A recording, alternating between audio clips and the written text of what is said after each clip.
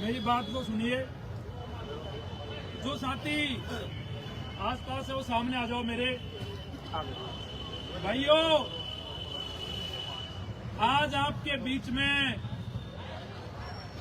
जो आने का मेरा और ये के एल स्वामी गुरुजी का जो विषय है वो ये है कि अभी कल कर्मचारी चयन बोर्ड ने चतुर्थ श्रेणी भर्ती का 54,000 पदों पे परिणाम जारी किया है और उस परिणाम को जारी करने के बाद में जो मैंने देखा, मुझे महसूस हुआ कि 54,000 पदों पर भी जो कट ऑफ गई है वो बहुत ज्यादा है। यानी 120% में से आप देखोगे कि जर्नल के जो नंबर हैं 88 क्वेश्चन है, 1/3 नेगेटिव होने के बावजूद सभी कैटेगरियों में कट ऑफ बहुत ज्यादा जाने से बच्चों में एक मायूसी है। सभी बच्चों ने कहा मनोज भाई कट ऑफ बहुत ज्यादा गई है, आप हमारी बात को सुनो, हमारा नंबर नहीं आया। गांवों में ग्रामीण लोग हैं, गांवों में बैठा हर व्यक्ति ये अनुमान लगा के बैठा था कि 54,000 की भर्ती में हमारे बेटे बेटियों का नंबर आ जाएगा, नौकरी लग जाएंगे, परिवार को संबल मिल जाएगा, ब्याह शादियां हो जाएंगे। लेकिन आज भी इतनी ज्यादा कट ऑफ जाने से उन ग्रामीणों का जो किसान परिवार से आते हैं उन बच्चों का नंबर नहीं आ पाया। बोर्ड के जो चेयरमैन हैं आलोक राज जी, वो ये कह रहे कि ईमानदारी से रिजल्ट आया है। मेरे भाइयों, मैं आलोक राज जी से कुछ सवाल पूछने आया हूँ आपके बीच में। वैसे तो आलोक राज जी ट्विटर पर बैठकर किसी की शादियां करा रहे, किसी को जन्मदिन की बधाइयां देंगे या और सारी चीजें करेंगे, लेकिन मनोज मीणा के सवालों का जवाब आलोक राज जी के पास में क्यों नहीं है? मैं ये आपके माध्यम से पूछना चाहता हूँ, बच्चों के सवालों का जवाब उनके पास क्यों नहीं है? आज से 4 महीने पहले भी 10 महीने ट्वीट करे थे, उनसे जवाब मांगे थे, कोई जवाब नहीं आया। जब ये इतना बड़ा रिजल्ट इन्होंने जारी करा है तो मेरा उनसे पहला सवाल है आलोक राज जी से कि आलोक राज जी, आप ये कह रहे हो कि रिजल्ट में कोई गड़बड़ियां नहीं हुई। मैं आपसे पूछना चाह रहा हूँ कि आपने नियम बना रखा है कि पेपर लीक को रोका जाए, उसके लिए हम ओएमआर शीट में 5 ऑप्शन देंगे। 5 ऑप्शन का नियम आपने शुरू करा, अच्छी बात है, हमने इसका समर्थन किया। लेकिन आपने साथ ये भी कहा कि 10% से ऊपर है कोई ई ऑप्शन को खाली छोड़ देगा तो उसकी ओएमआर चेक नहीं होगी। नियम है कि नहीं, बताओ मेरे को। मेरे सामने एक ऐसी ओएमआर है जिसमें 14 ई ऑप्शन खाली छोड़े हुए हैं। कितने? 14। और उनका परिणाम में नाम है 2 गुणों में, उनका 1 गुणों में भी होगा। ऐसे पता नहीं कितनी और बहुत सारी ओएमआर है जिनमें गड़बड़ियां हुई होंगी, धांधलियां करी होंगी। जो हमारे सामने आया है वो आलोक राज जी से कह रहा हूँ, आलोक राज जी, आपको जिस दिन ओएमआर लेके आ जाऊंगा और आप बता देना कि वो कॉपी चेक कैसे हुई, उनका रिजल्ट में नंबर कैसे आया, आप जानकारी दे देना। दूसरा, मैं आलोक राज जी से पूछना चाहता हूँ, आप कह रहे हो कि बच्चे पढ़ने लग गए इसलिए कट ऑफ जाती है, तो आलोक राज जी, जब बोर्ड के चेयरमैन आप नहीं थे तब क्या बच्चे अनपढ़ थे क्या? तब नहीं पढ़ते थे क्या?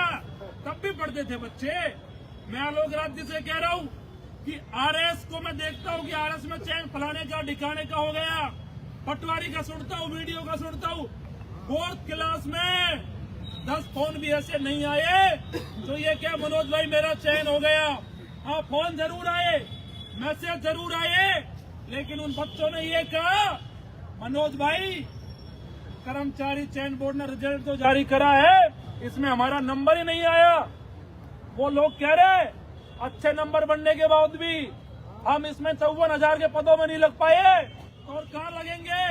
मैं आलोक राज जी से कह रहा हूँ कि जिन बच्चों की रैंक पटवारी वीडियो में 10,000 थी, 15,000 थी, 20,000 थी, चतुर्थ श्रेणी के इस रिजल्ट में उनकी रैंक 1 लाख से ऊपर है, वो 1 लाख में भी शामिल नहीं है। क्यों नहीं है बताओ मेरे पटवारी में 20,000 रैंक ला रहा है, 10,000 रैंक ला रहा है, 5,000 रैंक ला रहा है, उसका नाम आपके परिणाम में नहीं है। वो बच्चे कह रहे हैं कि हमारा यहाँ भी रैंक में नंबर नहीं आया। तो बताओ वो बच्चे क्या कहीं बाहर से बुलाए जो आपने मसल कराए। आलोक राज जी, जिनका नंबर आया है कहीं वो नासा के तो नहीं है, कहीं बाहर से बुला लियो आपने, तो आपको जवाब देना चाहिए। और आप कह रहे हो मैं खुला चैलेंज दे रहा हूँ, जयपुर की धरती से दे रहा हूँ, आप इस बात को दोबारा मत कहना कि बोर्ड में ओमार नहीं पलटी जाती। ये कोरा झूठ है। 2020 चयन डिप्लोमा की भर्ती मैं आलोक राज जी को याद दिला रहा हूँ, ओमारे होटलों में भरी गई, और उस मामले में कर्मचारी चयन बोर्ड का होम गार्ड आज भी सस्पेंड है। यूपी पुलिस ने उस पर मुकदमा दर्ज करा, क्योंकि ओमार सीट होती है, इनकी जांच करने की एजेंसियों के ठेके भी बाहर की कंपनियों को मिलते हैं। और 2020 में ओमारों को जब जांच हो रही थी उस समय चयन भर्ती की, तो वो कंपनी यूपी की थी, और उस कंपनी के ऊपर ये केस हुआ, और कर्मचारी चयन बोर्ड के कर्मचारी सस्पेंड है ओमार बनाने के आरोप में। और आपको सबूत दे के आया, आपकी टेबल पे केस चल रहा है एसओजी में। आज भी एक जयन को पकड़ा गया 2020 की भर्ती में। तो मेरे को ये बताओ, जो नीचे का स्टाफ है 2020 में भी वही था आलोक राज जी, या नया आया वही है? तो ये कैसे संभव नहीं हो सकता कि चतुर्थ श्रेणी में ओमार की दांडी नहीं हो सकती? बताओ मेरे को भाइयों, हो सकती है ना? हो सकती है। आप इतने साफ हो, इतना ही आप ईमानदार हो, तो ओमारों को सार्वजनिक क्यों नहीं करते? कौन सा डर है आपको? आप ओमार सीट को सार्वजनिक इसलिए नहीं करते क्योंकि आपका बंडा फोड़ हो जाएगा और पता लग जाएगा कि कितने कितने लाख में आप ओमार बना रहे हो। और आपको खुला चैलेंज दे रहा हूँ, सारे सवालों के जवाब दे देना, और जवाब नहीं है तो ये बच्चे मान के चलेंगे कि अब तक के कर्मचारी चयन बोर्ड के इतिहास में सबसे भ्रष्ट चेयरमैन कोई है तो वो आलोक राज है। हम तुम्हारे साथ हैं। तुम संघर्ष करो, हम तुम्हारे साथ हैं। मेरे भाइयों, कांग्रेस राज में कांग्रेस ने 19 पेपर बेचे, रद्दियों के भाव पेपर बिके कि नहीं बिके बताओ मेरे को। और बीजेपी के राज में रद्दियों के भाव ओमार बेची जा रही है, और ये ईमानदारी का ढोंग करने वाला आलोक राज कहता है कि वे ईमानदारी से काम कर रहे हैं। कैसे मान ले ईमानदारी को बताओ मेरे को। गरीब घरों के बच्चे आज भी सड़कों पे धूल फाक रहे, और ये कह रहे मनोज भाई सिस्टम कब सुधरेगा, कब हमारा नंबर आएगा? अरे नंबर जब आएगा जब वहाँ कोई ईमानदार व्यक्ति बैठेगा। भजन लाल जी, मैं आपसे भी निवेदन कर रहा हूँ, अशोक गहलोत जी की तरह अगर आपको आराम करना है तो ये काम 3 साल और कर लो, जनता आपको भी घर बैठा देगी। और नहीं तो बच्चों के भविष्य के साथ में खिलवाड़ मत करो, और कर्मचारी चयन बोर्ड में नया चेयरमैन बैठाओ, इस व्यस्तता को बदलो, धांधली को रोको, जिससे ईमानदारी से गरीब किसान परिवार के बच्चे नौकरी लग सके।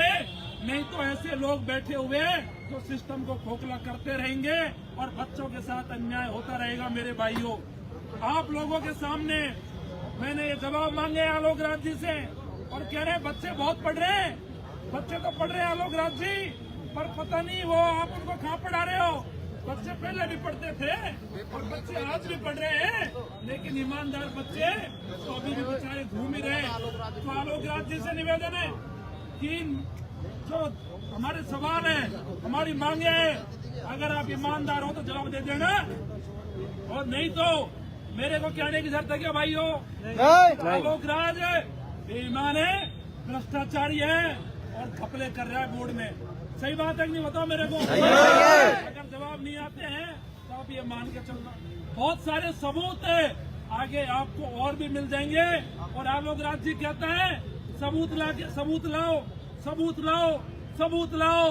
अरे आलोक राज जी, आप चेयरमैन हो, बच्चे पढ़े सबूत लाए। आपको बच्चों का ये काम थोड़ी है कि बच्चे सबूत लाते फिरे, आपके पास एजेंसी आए, आप उस पद को छोड़ो तो आपके खिलाफ सबूत आ जाएंगे।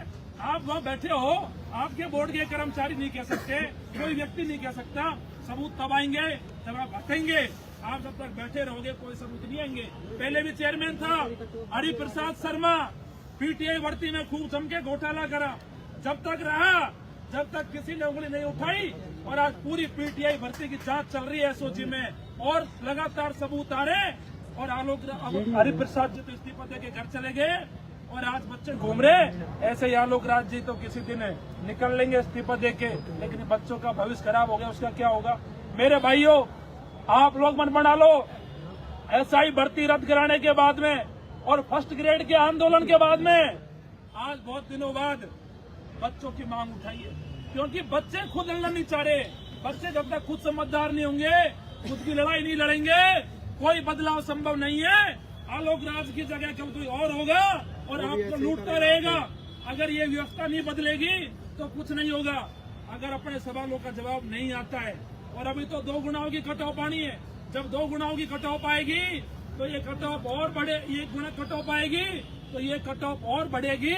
जब आपको पता लग जाएगा, जब जर्नल की कट ऑफ 95 में जाएगी और वो लोग भी बाहर हो जाएंगे जिनका सिलेक्शन वो आज मान के बैठे, तो आप सोचना कि कितना बड़ा घोटाला हुआ होगा।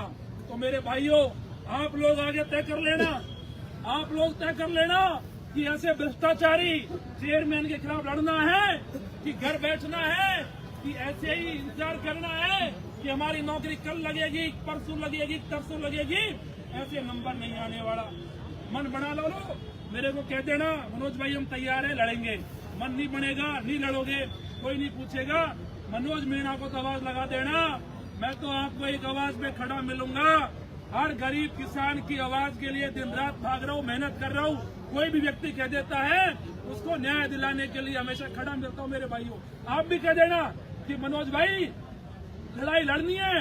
आलोक राज जी ने जवाब नहीं दिए, मैं आपके लिए आ जाऊंगा। और आलोक राज जी को मैं समय दे रहा हूँ और इंतजार करूंगा कि आपको 5 दिन का समय, 5 दिन में आप जवाब दे देना। और 5 दिन में आप पे जवाब नहीं लगे तो मनोज मीणा आपको बेईमान मान लेगा कि आपने ईमानदारी से काम नहीं करा। मेरे पास ये कहने आपके बीच में आया हूँ मैं आज। बाकी जब भी मुझे बेरोजगार युवा, नौजवान, युवा, किसान कभी भी याद करेगा तो आधी रात में भी आपके लिए खड़ा मिलूंगा, चाहे मुझे मरना पड़े, चाहे जान देनी पड़े। कभी कोई लड़ाई में पीछे नहीं हटेगा। मनोज मीणा आपके लिए संघर्ष करो, हम तुम्हारे साथ हैं। तुम संघर्ष करो, हम तुम्हारे साथ हैं। आलोक राज इस्तीफा दो, इस्तीफा दो, इस्तीफा दो। मैं कहूंगा हमारे गुरुजी जो एक ऐसे व्यक्ति है जो निकल के आए, इनका अनुभव है, बहुत बच्चे इन्होंने पढ़ाए।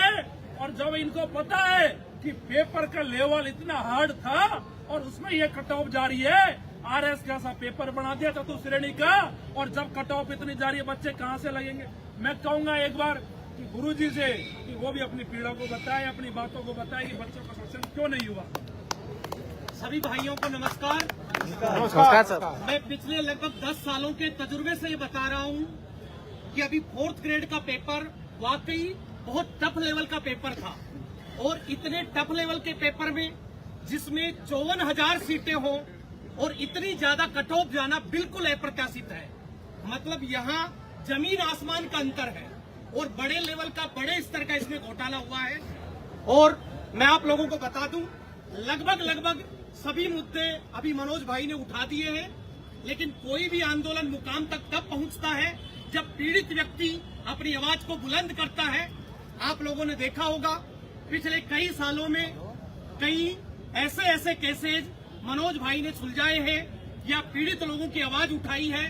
तो मनोज भाई अगर आप लोगों के आह्वान पे यहाँ आए हैं तो बिना आप लोगों की ताकत के हम कोई भी ये लड़ाई नहीं लड़ सकते हैं। तो मुझे लगता है कि अगर वास्तव में आप लोगों को लगता है कि हमारे साथ अन्याय हुआ है आप ऐसे ही तैयारी करते रह जाएंगे, लेकिन आपका सिलेक्शन नहीं होगा अगर इस प्रकार से धांधली होती जाएगी।